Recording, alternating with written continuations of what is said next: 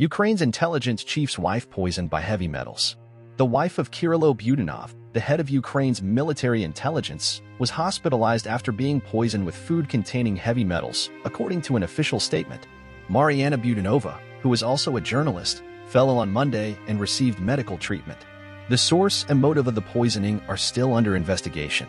4 killed, 5 injured as Russian shells hit homes in Ukraine. Russian forces shelled residential areas in southern Ukraine on Tuesday, killing 4 civilians and wounding at least 5 others, local authorities said. A 5-story building was among the targets hit by the artillery fire in the town of Nikopol, located near the border with Russia-occupied Crimea. The governor of the Dnipropetrovsk region, Serhiy Lysak, condemned the attack as a war crime and called for international pressure on Russia to stop the aggression. Storm wreaks havoc in Black Sea region, affects military operations. A powerful storm that swept across the Black Sea region last week left at least 14 people dead and more than 2 million without power in Russia and Ukraine, including the annexed peninsula of Crimea. The storm also disrupted the naval and logistical capabilities of the Russian military, which has been conducting a large-scale buildup of forces near the Ukrainian border.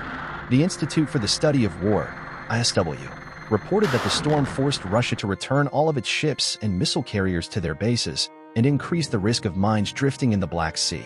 The ISW also said that the storm damaged railways in coastal areas, which could affect the movement of troops and supplies for the Russian forces in Crimea and southern Ukraine. The storm slowed down but did not stop the military operations along the front line in Ukraine, where Russia has been trying to encircle the town of Avdiivka, according to the UK's Ministry of Defence, MOD. The MOD said that Ukraine still controls a corridor of territory about 7 kilometers wide, through which it continues to supply the town. U.S. Senate to consider aid for Israel and Ukraine next week. The U.S. Senate will start debating a bill that includes assistance for Israel and Ukraine as early as next week, the Democratic leader Chuck Schumer announced on Tuesday. Schumer said that the aid package is necessary to support the allies of the U.S. in the face of threats from Iran and Russia, respectively.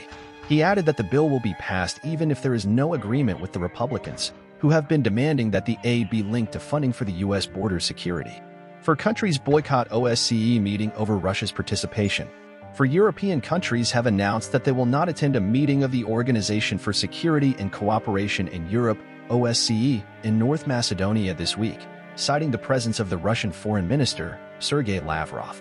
As the reason, Ukraine, Latvia, Estonia, and Lithuania said their foreign ministers would skip the OSCE gathering on Thursday and Friday, which is expected to discuss the security situation in Europe amid the escalating conflict between Russia and Ukraine.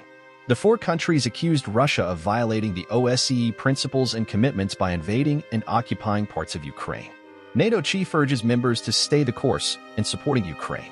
The Secretary General of NATO, Jens Stoltenberg, has called on the members of the alliance to stay the course in providing Ukraine with the weapons it needs to defend itself against Russia's aggression.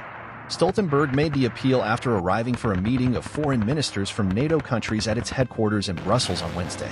He said that NATO was united in its support for Ukraine's sovereignty and territorial integrity, and that it was ready to increase its assistance to the country in the face of Russia's military buildup near its border.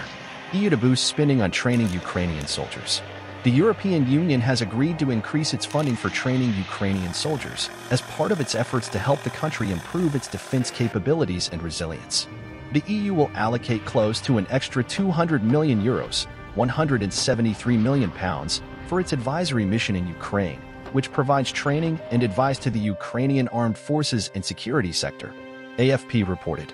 The new funding, which will be spread over 4 years, represents a more than 4-fold increase from the previous budget of €46 million, £40 million.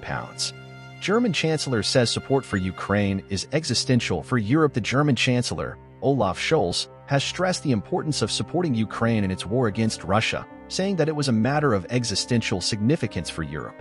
In a speech to Parliament on Wednesday, Scholz said that Germany would continue to provide military and financial assistance to Ukraine as long as it was necessary. He said that the outcome of the conflict would have serious consequences for Europe, and that none of the European countries wanted to imagine what would happen if Putin won the war, AFP quoted him as saying.